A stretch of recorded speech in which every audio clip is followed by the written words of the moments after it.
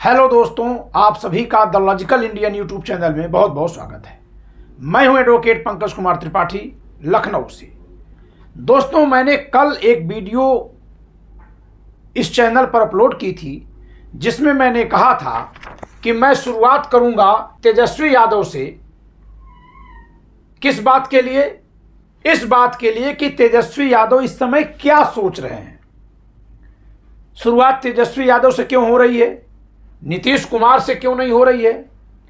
क्योंकि दोस्तों, जब तक तेजस्वी यादव की तरफ से हरी झंडी क्लियर कट नहीं मिलेगी और नीतीश कुमार को यहां से दिक्कत नहीं होगी, तब तक नीतीश कुमार इस जगह को नहीं छोड़ेंगे।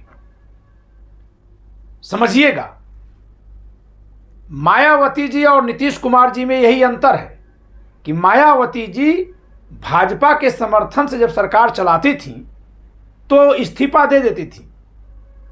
वो ये नहीं सोचती थी कि इस्तीफा देने के बाद दूसरे दल का समर्थन हमको मिलेगा कि नहीं मिलेगा, हम मुख्यमंत्री बनेंगे कि नहीं बनेंगे। लेकिन नीतीश कुमार जी को कुर्सी बड़ी प्यारी है।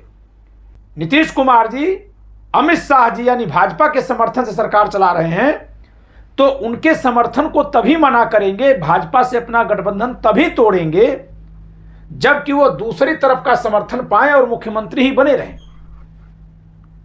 यानी इनसे ज्यादा महत्वपूर्ण है इस समय तेजस्वी जी के बारे में सोचना।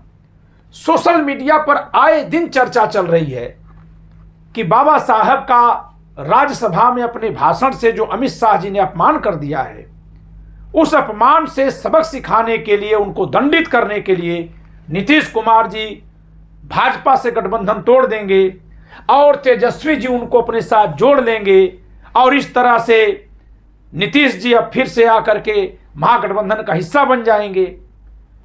और क्योंकि मोदी सरकार इससे गिरेगी तो इसलिए मोदी जी के जगह पर जाकर प्रधानमंत्री बन जाएंगे और इनके सहयोग से बिहार में मुख्यमंत्री बन जाएंगे। ये कुछ उस तरह की चौवाव है, चर्चा है, जो एक खास मानसिकता के मतदाता आपस में करते रहते हैं। खास मानसिकता बताऊंगा कौन सी है। वो जैसे आजकल एक फैशन हो गया है ना राजनीतिक, SC ST OBC माइनॉरिटी, सभी पार्टियों के नेता अपने भाषण में शब्द बोलते हैं। सभी पार्टियों के नेता, चूंकि सभी पार्टियों के नेता यही भाषण देते हैं सिवाय बीजेपी के। इस समय बीजेपी क्या कहती है? हिंदू। तो क्योंकि सभी पार्टियों के नेता SC ST OBC माइनॉरिटी बोलते हैं और जितनी पार्टियों के प्रमुख SC ST OBC समाज के हैं, माइनॉरिटी समाज के हैं, उन सभी पार्टियों के समर्थक इसी तरह की सोच रखते हैं कि बस ये सब लोग भैया लोग जाएंगे, एक साथ बैठ जाएंगे, दाना पानी खा लेंगे। अरे राजनीति ऐसे अगर होती ना तो 1990 से आज 2024 आ गया, बिहार में लालू प्रसाद यादव और नीतीश कुमार यही दो मुख्यमंत्री और एक दूसरे के खिलाफ हैं। और यदि इतना ही नेता आपस में मिलकर रहते जैसे मतदाता सोचते हैं तो रामविलास पासवान जी कभी के मुख्यमंत्री बन लिए होते। लेकिन मतदाता वर्ग ऐसा सोचता है, इसलिए ही यूट्यूब चैनल इस तरह की वीडियो चलाते हैं जिससे कि वो सारा मतदाता वर्ग उनका वीडियो देखे।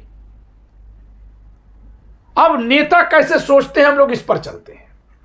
देखिए दोस्तों, 2020 के चुनाव को ले लीजिए और 2025 में हम लोग 2 दिन बाद खड़े हो जाएंगे जब चुनाव होने जा रहा होगा बिहार में। यानी कि 1 साल से कम समय बचा है बिहार में चुनाव होने में। इस पूरे कालखंड में नीतीश कुमार जी सत्ता में हैं, दिल्ली में भी और प्रदेश में भी, बिहार में भी, और तेजस्वी यादव विपक्ष में है। न जाने कितने छापे झेल रहे हैं, कितनी दुश्वारियां झेल रहे हैं।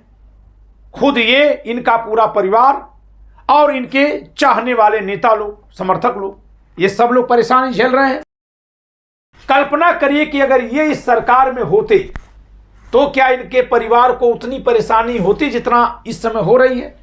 नहीं होती। तो फिर एक दूसरी कल्पना भी कर लीजिए कि भले ही ये सरकार में नहीं है प्रदेश की, लेकिन प्रदेश की सरकार में जो बैठा है, जिसको SC ST OBC माइनॉरिटी का नारा लगाने वाले भाई भाई बोलते हैं, अगर ये इनके साथ भले राजनीतिक तौर से अलग हैं लेकिन पारिवारिक तौर से भी अगर एक साथ होते तो क्या इनका परिवार उस तरह की दुश्वारियां झेलता जैसे झेल रहा है? उत्तर प्रदेश में मुलायम सिंह यादव जी और मायावती जी धुर विरोधी रहे हैं, लेकिन क्योंकि वह विरोध राजनीतिक है इसलिए किसी एक के सत्ता में आने पर दूसरे के परिवार पर कोई आफत नहीं आती है। कमी आई क्या? नहीं आई। हां, मायावती जी सत्ता में थी तो रघुराज प्रताप सिंह पर कार्रवाई हुई थी। यानी नेता कभी कभी अपने शासन में आने पर किसी नेता के खिलाफ बदले की भावना से भी काम करते हैं। जैसे योगी जी गोरखपुर से आने वाले ब्राह्मण नेता हरिशंकर तिवारी का अहाता घिरवा दिए, उनकी मूर्ति जहां लगने जा रही थी चबूतरा तोड़वा दिए। आमतौर पर नेता परिवार को एक दूसरे के टच नहीं करते हैं। तो इसका मतलब यह हुआ कि पहले तो अपने दिमाग से इस बात को निकाल दीजिए कि आप क्योंकि एससी एसटी ओबीसी का नारा लगाने वाले व्यक्ति हैं तो नेता भी आप ही की तरह नारा लगाते हैं आपस में। जी नहीं, नेता ऐसा नारा नहीं लगाते हैं। और यदि इस बात को और साफ साफ समझना है, और यदि आपको मेरी बात नहीं समझ में आ रही है कि नेता कैसे सोचते हैं, तो स्वयं तेजस्वी जी का ही जो एबीपी न्यूज चैनल पर इंटरव्यू आया है उसको पूरा सुन लीजिएगा।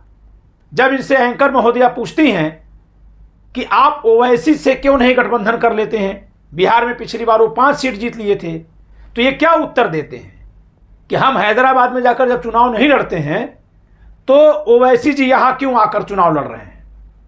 ऐसे तो कल ममता जी आ जाएं वो भी सीट मांगे, आम आदमी पार्टी वाले आ जाएं वो मांगे, ओवैसी जी आ जाएं वो मांगे, तो हमारी तो सारी सीट बढ़ जाएगी, फिर हम कहां राज करेंगे? यानी नेता क्या सोचते हैं? हमारे नेतृत्व में सरकार हो, शेष हमारे साथ हो और वो हमारे अधीन हो। नेता इस तरह सोचते हैं। मतदाता ये सोचता है कि हम सब लोग मिलकर के सरकार बना लें। मतदाताओं को नेता ये सोचवाते हैं कि आप इनके खिलाफ में सोचिए ताकि आसानी से वोट दीजिए। जैसे भाजपा कहती है हिंदू बनकर सोचो, तो हिंदुओं के भीतर के बीच की जो समस्या है उस पर मत नजर डालो। तो ये नेता सोचता है, तो ये जनता को सोचवाया जाता है। नेता इस तरह से नहीं सोचते। तेजस्वी जी का जो मैंने उदाहरण दिया, चूंकि ये बोल गए हैं उस इंटरव्यू में, अन्यथा कोई नेता कभी ये बात बोलता नहीं है। ये बोल गए, इनको नहीं बोलना चाहिए, लेकिन ये नहीं बोलते तो भी हम जैसे लोग तो बोलेंगे ही, पोल खोलेंगे ही नेताओं की। हाँ, ये अलग बात है कि तब ये बात इनके मुंह से निकली नहीं कही जाएगी। खैर, हम फिर से आते हैं। 2020 में बिहार विधानसभा का जब चुनाव हुआ तो 243 में से 122 सीटें चाहिए सरकार बनाने के लिए बिहार में। गठबंधन किसका था? तेजस्वी जी यानी आरजेडी, राहुल जी यानी कांग्रेस और 2-3 तरह की वामपंथी पार्टियां। इन 3 का अलायंस तब भी था और अब भी है। इनको मिली थी 75 सीट, 75 सीट, इनको मिली थी 19 सीट, इनको मिली थी 12 सीट। तो 75 और इनको 20 मान ले तो 95 और 12 107, एक कम कर दीजिए, 106 सीट के आसपास इनको मिली है। तो 106 सीट ये लोग मिलाकर पाए थे। अब ये 0 सीट पाए थे, इनको 4 सीटें मिली थी और ये 3 लोग मिलकर चुनाव लड़े थे। अमित शाह यानी बीजेपी, नीतीश कुमार जी यानी जेडीयू और जीतन राम मांझी जी यानी हम, ये लोग मिलकर चुनाव लड़े। तो इनको 4 सीट, इनको 43 सीट, इनको 74 सीट, इनको 75, इनको 74। ये टोटल अगर मिला देंगे तो इनको मिली 74 सीट, जदयू को 43, तो हो जाएगा 117 सीट। 117 इन दोनों लोगों को मिलाकर है, जबकि सरकार कितने पर बनेगी? 122 पर। यानी इस समय बिहार में अगर केवल जीतन राम मांझी जी निकल जाए तो भी सरकार गिर जाएगी। तो 117 इन लोगों का, 4 इनका मिला है, तो कितना हुआ? 121। फिर ये और विधायकों को मिलाते हैं, तब जाकर के सरकार इस समय चल पाती है। इसका मतलब यह है कि बहुत ही बारीक बहुमत से नीतीश कुमार की सरकार चल रही है। अब चलिए, 2020 में बीजेपी नरेंद्र मोदी जी की राजनीतिक हनक जो थी वो आज क्या है? कम पड़ गई है। लोकसभा के चुनाव में यह साबित हुआ है। और जब बाबा साहब डॉक्टर अंबेडकर जी के बारे में अमित शाह जी ने राज्यसभा में गलत बयानी कर दिया तो इससे बीजेपी और ज्यादा सख्ते में है। और उनके साथ होने के कारण से नीतीश कुमार से भी वोट छिटकेगा। ऐसे में बहुत आसानी से यही गठबंधन पूर्ण बहुमत में आ जाएगा। अच्छा, दूसरी तरफ राहुल जी की छवि बहुत बड़ी है, तो और राहुल जी इनके साथ हैं, यानी ये जो पुराना गठबंधन यहां पर है, इन दोनों की ही छवि डाउन हुई है समाज में, जबकि यहां पर इनकी प्रतिष्ठा बहुत बड़ी है। तो अगर इन लोगों की प्रतिष्ठा कम नहीं हुई और इनकी बढ़ी है, और पिछले चुनाव से तुलना करें, पिछले चुनाव परिणाम को जो लोग देखे होंगे याद होगा कि सरकार बनते बनते रुक गई थी। माना यह जाता है कि 8-9 जगह पर हरवाया गया था आरजेडी के उम्मीदवारों को, यानी कि पिछली बार ही आरजेडी को बहुमत मिल रहा था अपने गठबंधन के साथ। अब अगर ये इनको ले आते हैं नीतीश जी को, तो इनको दो तरह के नुकसान है। एक नुकसान तो ये होगा कि नीतीश जी आ जाएंगे तो नीतीश जी तेजस्वी जी से बड़े नेता हैं, मुख्यमंत्री पद के चेहरे वही हो जाएंगे। फिर बड़ी पार्टी होने के बावजूद भी ये दूसरे दर्जे पर ही रह जाएंगे। अब तेजस्वी जी के पास समय नहीं है कि वह अपने आगे किसी को गठबंधन में रखें। तो पहली समस्या तो यह है। दूसरी कि जो नीतीश कुमार जी कमजोर हो रहे हैं, डाउनफॉल जिनकी पार्टी का हो रहा है, और इस कारण से उनका मतदाता कुछ बीजेपी में और ज्यादा आरजेडी की तरफ जा रहा है, स्वाभाविक रूप से जा रहा है। ऐसे में उस नीतीश कुमार को अपनी तरफ लाकर क्या इनको मिलेगा, जिनका वोटर वैसे भी इनकी तरफ आ रहा है। 2015 के चुनाव की तुलना में 2020 में जब चुनाव हुआ था तो इनके सीटें कम हुई थी, इनका वोट प्रतिशत कम हुआ था, सीटें भली बढ़ी थी। इनका वोट प्रतिशत बहुत बढ़ा था, इनका भी वोट प्रतिशत बढ़ा था। तो अगर 2% वोट भी बढ़ा लेते हैं पिछली बार की तुलना में, तो तेजस्वी जी इस गठबंधन के साथ ही लगभग 130 से 135 सीटें जीत जाएंगी। कम से कम की बात मैं कर रहा हूं, जो अनुमान दिखाई दे रहा है। ऐसे में ये नीतीश कुमार जी को सत्ता का सारा कार्यकाल खत्म हो जाने के बाद संजीवनी क्यों देंगे? इसलिए मैं एकदम स्पष्ट हूं कि तेजस्वी जी भाजपा से ज्यादा नीतीश कुमार पर हमला करेंगे। क्यों नीतीश कुमार पर ज्यादा हमला करेंगे? क्योंकि भाजपा का जो वोट है उसको अमित शाह के बयान से अगर छिटकना होगा तो वो छिटक चुका है, चाहे नीतीश कुमार उनके साथ रहें या न रहें। और भाजपा के वोटर्स में से बहुत कम होंगे जो यहां से हटकर यहां चले जाएं, जबकि नीतीश कुमार के वोटर्स में लगभग 30 से 35% ऐसे वोटर होंगे जो इनके यहां से हटकर यहां जा सकते हैं। और इसलिए अगर नीतीश कुमार के बारे में यह दिखा दिया जाए कि ये भाजपा के पिछलग्गू हो गए हैं, भाजपा ने तो इनकी इज्जत मिट्टी में मिला दी है, ये तो भाजपा के खिलाफ कुछ बोलने लायक भी नहीं है, तो जो एक जातीय गौरव, ओबीसी गौरव और बिहार गौरव का सवाल है, उन तीनों पर ही नीतीश कुमार को ये घेर देंगे। और तब फ्रंट की लड़ाई दिखेगी बीजेपी बनाम तेजस्वी की। जब तेजस्वी इनको कमजोर कर देंगे तो इनका वोट इधर शिफ्ट होगा, और जैसे ही वो वोट शिफ्ट होगा तो इनका परसेंटेज बढ़ जाने से इनकी सीटें बढ़ेंगी। अब आप में से कोई कह सकता है, मुझसे आप कह सकते हैं कि आपके बताने के अनुसार तो 35% वोट इधर शिफ्ट हो रहा है, जो इनका कुल वोट है। मान लेते हैं कि इनको 10% वोट मिला है, अगर मान लें तो 3.5% इधर शिफ्ट होगा, तो 6.5% तो उधर शिफ्ट हो जाएगा। आप ही मुझसे कह सकते हैं। तो मैं कहूंगा कि महोदय, आप थोड़ा यहां जल्दी सोच लिए और गलत सोच लिए। 6.5% क्या, वर्तमान में तो इनका जितना भी वोट है सब इनके साथ मिलकर ही तो चुनाव लड़े थे। नीतीश कुमार जी चूंकि गठबंधन में हैं, गठबंधन में चुनाव लड़े, तो उनका 10% वोट तो बीजेपी के साथ था ना, दोनों को अलायंस में देखिए। यानी कि नीतीश कुमार का जो 3.5% वोट कटेगा 10% में से, यानी 100% में से 35%, वो यहां से निकलकर यहां चला जाएगा, और इस तरह से इनको बहुत बड़ी लीड मिल रही है। अब रह गई बात चिराग पासवान को अपने साथ रखेंगे कि नहीं रखेंगे।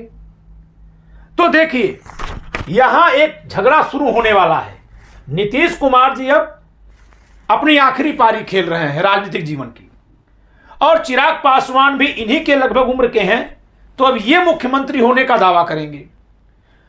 इसलिए तेजस्वी इनको यहीं छोड़ देंगे, जिससे इन लोगों में खटपट हो, और संभव है कि चुनाव के पहले नीतीश कुमार को अलग करके या उनको मुख्यमंत्री के दावेदार से हटा करके चिराग पासवान खुद को पेश करें, या बीजेपी ही इस तरह के संदेश दे दे दलित समाज का वोट लेने के लिए कि हमारे मुख्यमंत्री पद के दावेदार चिराग पासवान होंगे या जीतन राम मांझी होंगे। ऐसी एक खबर फैला दी जाए तो भी तेजस्वी जी को इतने से कोई नुकसान नहीं होगा। क्यों नहीं होगा?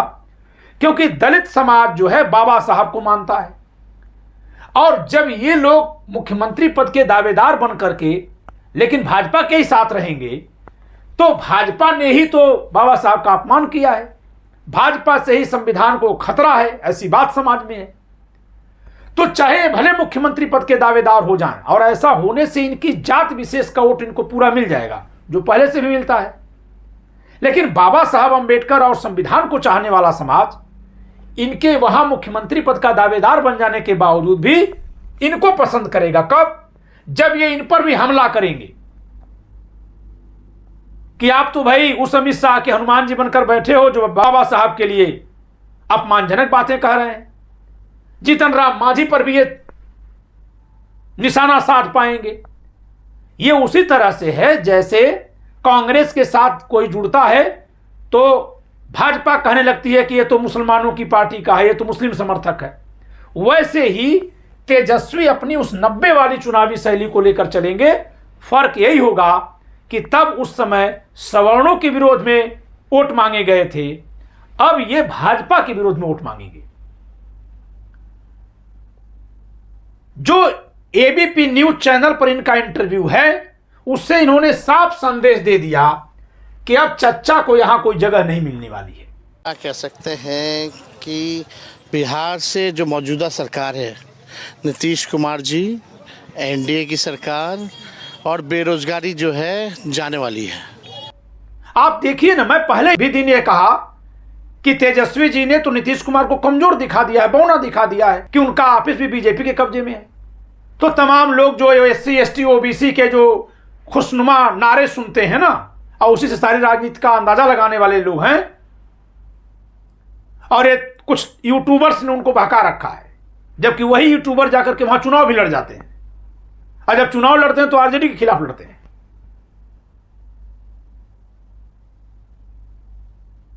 चिराग पासवान को अपना कहते हैं, और चिराग पासवान के पार्टी में हुलास पांडे के यहां पड़ा है सीबीआई छापा, हुलास पांडे के यहां सीबीआई छापा पड़ा है।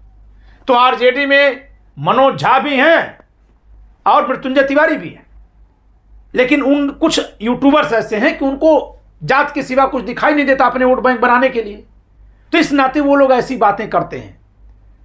इस समय जो भी जात की राजनीति करेगा वो फेल हो जाएगा। ये मैं आज से नहीं 1 साल से कह रहा हूं, आप मेरी वीडियो पीछे उठाकर देख लीजिएगा। यही अखिलेश जी जब संविधान को लेकर चले थे तो दलित समाज भी वोट दे दिया था, लेकिन जब पीडीए का नारा लगा दिए तो जैसे ही पीडीए दिखा तो दलित समाज उत्तर प्रदेश का सोचा कि भाई इसमें डी तो कुछ है नहीं, जब डी का भी ये लगा रहे तो हम अपना डी क्यों न चुन ले, तो उपचुनाव में वो हट गया। और इस तरह से अखिलेश जी जो लोकसभा में 37 सीटें पाए थे 62 में से, जी हां, सपा केवल 62 सीटों पर चुनाव लड़ी थी, 80 में से 37 सीटें जीत गए, और 9 विधानसभा सीटों में से जिनमें 4 उनकी अपनी पहले से थी, केवल 2 सीट बचा पाए, 2 अपनी भी हार गए। तो ये होता है जब आप जात की राजनीति करते हैं, तो अब वो 90 का दौर नहीं है जहां कोई जाति राजनीति जानती ही नहीं थी, केवल सवर्ण ही राजनीति में थे, उनके खिलाफ में जो कोई भी नीचे से खड़ा हुआ सब उसके पीछे खड़े हो गए। जी नहीं, अब अगर किसी भी जात का व्यक्ति किसी दूसरे जात को टारगेट करेगा और सोचेगा से सारे जाति वाले उसके साथ खड़े हो जाएं, तो खड़े होंगे, लेकिन पहले अपना हिस्सा मांगेंगे, और हिस्सा मांगने के लिए आपकी पार्टी में नहीं रहेंगे, वो अपनी अपनी जातियों की पार्टी बना लिए हैं, और जातियों की पार्टी बनाने के लिए कुछ नहीं करना है। आप जिस जात से पैदा हुए हैं, आप नेता बनिए तो आपकी जात की वो पार्टी मान ली जाएगी समाज में, आपकी जात के लोग ही मानेंगे, और नेता खुद भी चाहते हैं कि उनके जात के लोग उनके वोटर बनकर रहें। अब जैसे देखिए ना, उत्तर प्रदेश में ओम प्रकाश राजभर जी ने क्या बयान दिया है कि हनुमान जी भौर जात के थे, क्योंकि हम लोगों को भौर बानर कहा जाता है। तो उन्होंने अपनी जात को हिंदुत्व से जोड़ने के लिए हनुमान जी को अपनी जात का बना दिया। बनाया कि नहीं बनाया? निषाद पार्टी वाले केवट को अपना बना लेते हैं। ठीक है, वो बनाते हैं, अच्छा है बुरा है वो एक अलग प्रश्न है, लेकिन सच्चाई यही है कि नेता चाहता है कि उसकी जात का वोट उसके साथ चिपका रहे, जुड़ा रहे। योगी जी तो संत हैं, सन्यासी हैं, फिर भी देखिए उनकी जात उनसे जुड़ गई है और वो इसमें सफल भी रहे हैं। मुलायम सिंह यादव हों, लालू प्रसाद यादव हों, सब सफल है। आप चलिए ओवैसी जी महज 1.24% वोट पाए थे 2020 के चुनाव में, 1.24%। बिहार में 5 विधानसभा सीटें जीत लिए। आप कहेंगे 1.24% वोट पाने वाला कैसे जीतेगा? उन्होंने केवल वहीं प्रत्याशी खड़ा किया जहां मुस्लिम बहुल आबादी है, बस केवल वहीं खड़े किए और 5-6 जगह खड़े किए थे, सारे प्रत्याशी जीत गए। पूरे विधानसभा के सारे वोटों में से अगर उन 5 सीटों पर वोट देखा जाए तो उतना ही परसेंट आएगा। तो भले उनका वोट परसेंट जो पाए हैं 1.24% है, लेकिन 5 विधानसभा सीटें ले लिए थे और वो 5 किसकी काट दिए? तेजस्वी की, आरजेडी की। तो दोस्तों अभी जो माहौल है वो आरजेडी के पक्ष में दिख रहा है, क्योंकि अगर उत्तर प्रदेश में देखा जाए तो जैसे समाजवादी पार्टी बीजेपी का मुख्य विरोधी दल है, वैसे ही बिहार में आरजेडी भाजपा का मुख्य विरोधी दल है। और जब भाजपा पर इतने सारे आरोप लग रहे हैं, वो घिर रही है, तो उनके साथियों को अपने साथ ला करके ये अपनी पहचान को, अपनी जीत को कमजोर क्यों करेंगे? हो सकता है कि इनके आने से इनकी सीटें बढ़ जाएं, लेकिन फिर ये उन पर आश्रित भी हो जाएंगे। और एक बात और भी मत भूलिए दोस्तों, जब नीतीश कुमार भाजपा के साथ हैं तो ये लोग कम सीट पाए हैं। जब यही नीतीश कुमार यहां गए थे तो नीतीश कुमार और उनकी सीटें 2015 में बहुत ज्यादा थी। इसका मतलब यह है कि नीतीश कुमार के समर्थक स्वाभाविक रूप से जब शिफ्ट होते हैं तो आरजेडी के साथ जा सकते हैं, बीजेपी के साथ नहीं जा सकते।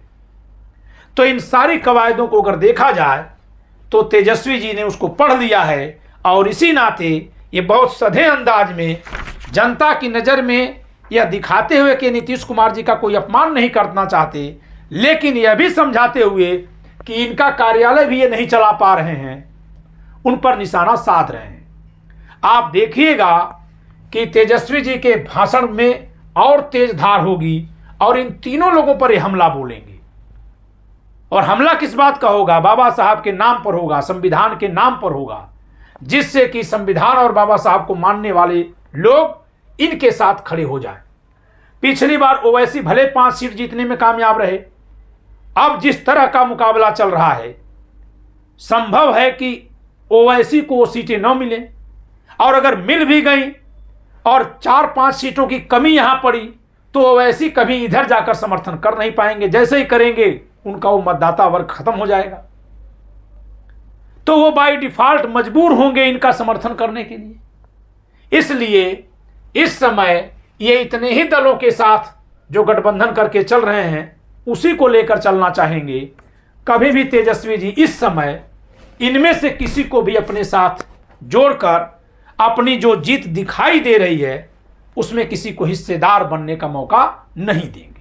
कि क्या संवाद इन दिनों तेजस्वी यादव चिराग पासवान से कर रहे हैं, क्योंकि बंद कमरे में मुलाकात हुई है, इस बात की चर्चाएं खूब है बिहार में और आप तक भी पहुंची होगी। अरे अब क्या क्या चर्चा होता रहता है, हम लोग तो दिन भर इसमें रह जाएं तो अपना काम ही ना कर पाए, दिन भर क्लैरिफाई करते रह जाए, जस्टिफाई करते रहे अपने आप को, ऐसी कोई बात ही नहीं, कोई मतलब ही नहीं है। तो आप बताइए, ये मौजूदा जो सरकार है इसमें तो सब लोग हैं, अब कहाँ है चिराग पासवान जी?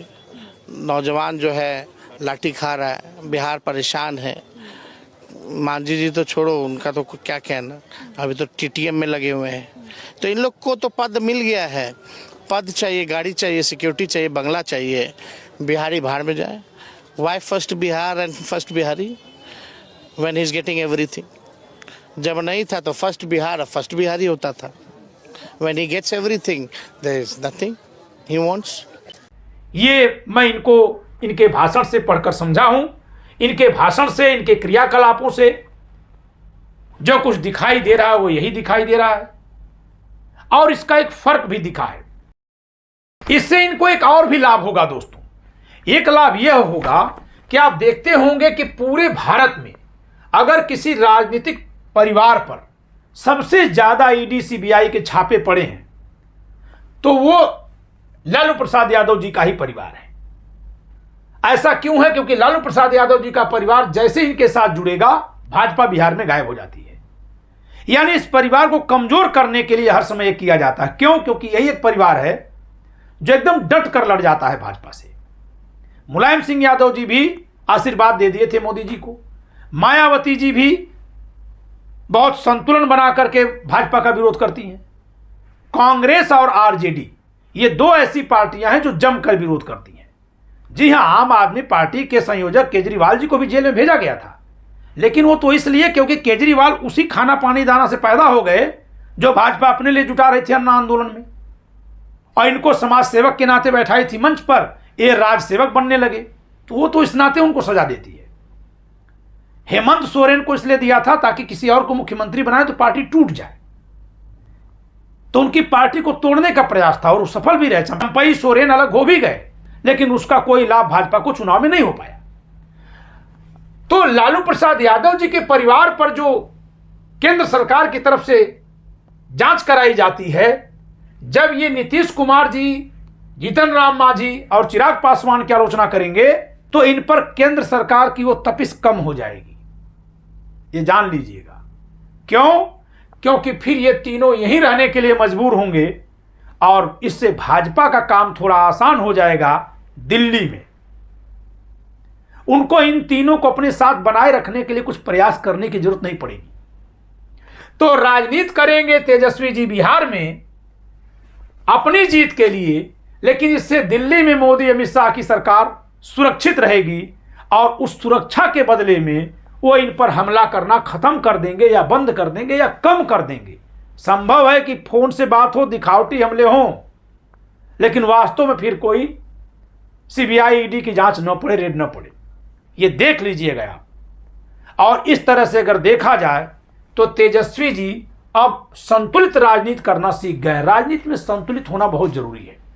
लालू प्रसाद यादव जी की आप चाहे जितनी भी तारीफ कर लीजिए, उद्धव ठाकरे की चाहे जितनी भी तारीफ कर लीजिए, लेकिन समाज में एक मूल्यांकन यह भी होता है कि आप सत्ता में कैसे पहुंच रहे हैं।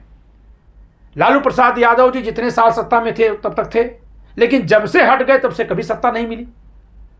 बड़ी पार्टी होने के बाद भी छोटी पार्टी से गठबंधन करके भी उसके डिप्टी के रूप में खड़ा होना पड़ा, जबकि मुलायम सिंह यादव जी छोटी पार्टी होकर के भी बिना बहुमत के भी केंद्र में भाजपा है, अटल बिहारी वाजपेयी प्रधानमंत्री हैं, गवर्नर भाजपा का है, विधानसभा अध्यक्ष भाजपा का है, और समाज में यह दिखाई देता है, दिखाया जाता है कि मुलायम सिंह यादव और भाजपा कट्टर दुश्मन हैं, फिर भी चुपचाप उन लोगों का मौन समर्थन पाए और 2003 से 2007 तक मुख्यमंत्री रह लिए। तो क्या लालू प्रसाद यादव जी की तारीफ करने वाले कि एकदम डट कर लड़ते हैं, इसी बिंदु पर मुलायम सिंह यादव जी की आलोचना करेंगे क्या? कभी नहीं करेंगे, बल्कि कहेंगे चरखा दांव था।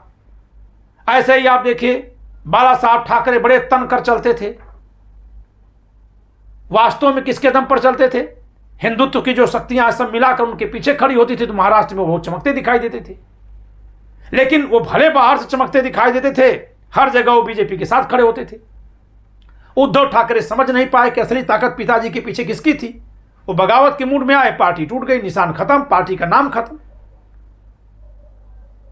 उन्हीं की पार्टी में से तोड़कर उनसे बड़ा नेता खड़ा कर दिया गया, जो कभी उनके कक्ष तक आने के लिए अनुमति लेने के लिए बैठता रहा होगा घंटों तक, वो बगावत करके सीएम बन गया। ऐसा क्यों हुआ? क्योंकि राजनीति में जो संतुलन होता है वह बनाने में उद्धव ठाकरे कमजोर पड़ गए। तो उस दृष्टि से देखा जाए तो अब वो संतुलनकारी सोच तेजस्वी जी अपना रहे हैं, और राजनीति में संतुलन बहुत जरूरी होता है। उसी संतुलन पर यह चल रहे हैं। इन्होंने एक बात जो कह दी है वो इमेच्योरिटी को इनके दर्शा रही है, जिसमें इन्होंने यह कह दिया कि हम सब सीटें सबको दे ही देंगे तो हमारी पार्टी कहां चुनाव लड़ेगी, हम तो बिहार में ही केवल सरकार चला सकते हैं। ऐसा कह करके ठीक है, हम लोगों ने उस पर बहुत ध्यान नहीं दिया, ना दे पाएंगे, लेकिन ऐसा कह करके इन्होंने इस तरह से दिखा दिया कि देश और संविधान में क्या है वो अलग है, हमको हमारा एक इलाका सत्ता के लिए चाहिए तो सबको। सच्चाई तो यही है। ऐसा नहीं है कि तेजस्वी जी ने जो बोला है वो केवल यही सोचते हैं, सारे नेता यही सोचते हैं, लेकिन मतदाता क्या सोचता है? मतदाता कई वर्गों को जोड़ करके एक साथ देखना चाहता है, इस रूप में सोचता है। तो मतदाता को जब पता चल जाएगा कि ओवैसी जी का जो समाज है माइनॉरिटी है, लेकिन ओवैसी के साथ ये नहीं गठबंधन करेंगे, क्योंकि एक बार अगर गठबंधन कर लिए तो जैसे ही ओवैसी मजबूत होंगे फिर बिहार का मुसलमान उनको वोट देगा, फिर उत्तर प्रदेश में सपा और बिहार में आरजेडी एकदम ही रसातल में चली जाएगी, कोई एक भी सीट नहीं जीत पाएंगे लोग। जी हां, नहीं जीत पाएंगे। तो इस तरह से तेजस्वी ने बहुत सोच समझ करके फैसला लिया है, और मुझे नहीं लगता है कि मोदी सरकार को अस्थिर करने के लिए ये नीतीश कुमार को मजबूत करने का कोई अवसर देंगे। अगर आज की तारीख में, ये सवाल 2025 के पहले मैं पूछ रही हूँ कि अगर आज की तारीख में नीतीश कुमार आपके साथ आ जाते हैं तो आप उनको माफ़ कर देंगे और साथ सरकार चलाएंगे? देखिए, कोई सवाल ही पैदा नहीं होता है। ही इज टायर्ड, और अब उनकी स्थिति ऐसी नहीं रह गई कि वो बिहार चला सकें। ये अपने पैर पे कुल्हाड़ी मारने के बराबर होगा। दोस्तों, मैं जो इनको सोच पाया कि ये क्या सोच रहे हैं वह भी बताया, इन्हें क्या सोचना चाहिए वह भी बताया। आप सब अपनी प्रतिक्रिया कमेंट के जरिए दीजिएगा। आप में से जो हमारे चैनल पर अपनी बात रखना चाहें, 1 मिनट की अपनी वीडियो बनाकर हमको भेज सकते हैं। अगर आप सवाल कोई करना चाहते हैं तो भी 1 मिनट की वीडियो बनाकर भेज सकते हैं, हमारी टीम उसको देखेगी। प्रश्न को हमारे चैनल पर दिखाते हुए मैं उसका जो उत्तर करूंगा उसको प्रस्तुत किया जाएगा। और यदि आप चैनल से जुड़ना चाहते हैं तो आपकी उसी वीडियो के आधार पर आपको ऑडिशन मानते हुए आपको सूचित किया जाएगा। इस वीडियो में इतना ही। चैनल को सब्सक्राइब कर लीजिए, बेल आइकन दबा लीजिए, वीडियो को लाइक करिएगा, शेयर करिएगा। जय संविधान।